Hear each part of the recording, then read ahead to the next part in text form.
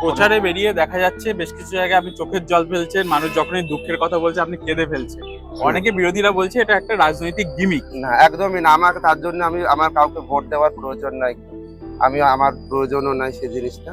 আমি বরাবরই আমি আমি আজও বলেছি, আমার কোনো গিমিকেরও দরকার নাই, আমার সুবিধারও দরকার নাই, আমার জীবনে কিছু হারানোরও কোনো ভয় নাই।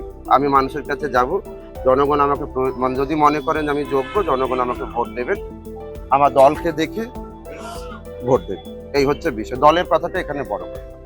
আর তারাই সেই গিমিকটা তারা করে দেখাক না, দেখি যে মানুষ একটা ইমোশনাল কি পর্যায়ে হলে হতে পারে, সেটাই যদি তাদের সেই সেন্স থাকলে পারে, এত কিছু হতো না। আমি কারোর বিরুদ্ধে কোনোদিন, আমি এটাও সিদ্ধান্ত নিয়েছি, কোনো ব্যক্তিগত আক্রমণেও যাব না।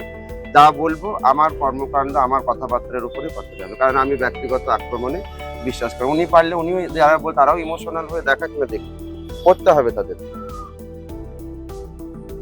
ফলো করুন বর্তমান।